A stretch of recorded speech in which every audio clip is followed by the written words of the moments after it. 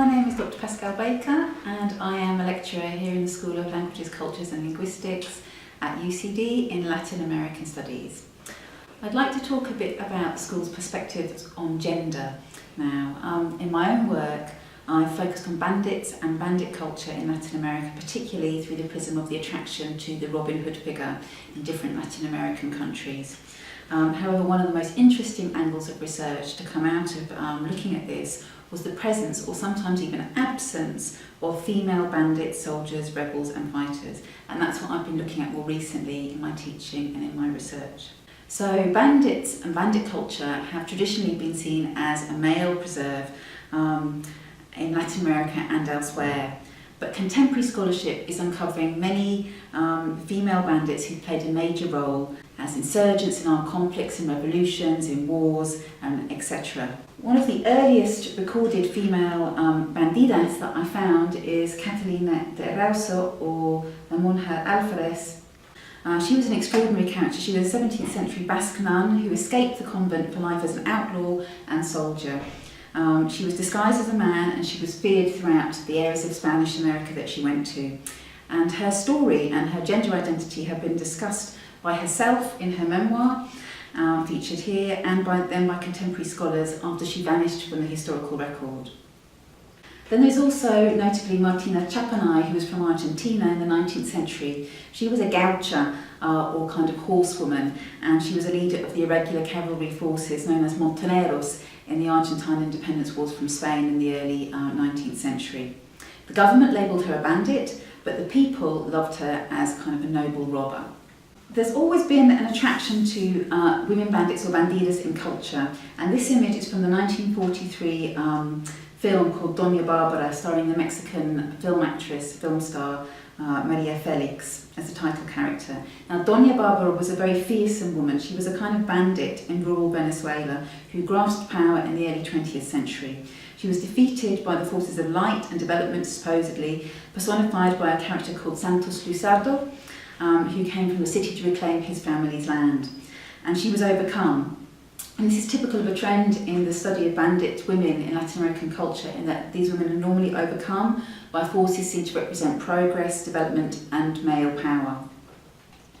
However, it's interesting that in the text, the novel Los de Abajo, The Underdogs by Mario Venezuela, that's not the case. This is a still from the 1940 film by Chana Urueta called Los de Abajo, and we see an image of, on the right hand side, the bandit character, La Pintada, who's very much fearsome. She outdoes all the other soldiers. She's a leader of the gang in a sense, and she isn't really punished for her actions. She ends up murdering another woman, but she isn't really punished for that, and she carries on being a bandit. So she kind of bucks the trend. She's a bit different from many of the other representations of bandit women in Latin American culture. Obviously, women bandits have kind of carried through into contemporary times with the rise of the narcos in Mexico and Colombia. And as I've said, women outlaws and rebels have always been present, and that's no different in contemporary drug culture either.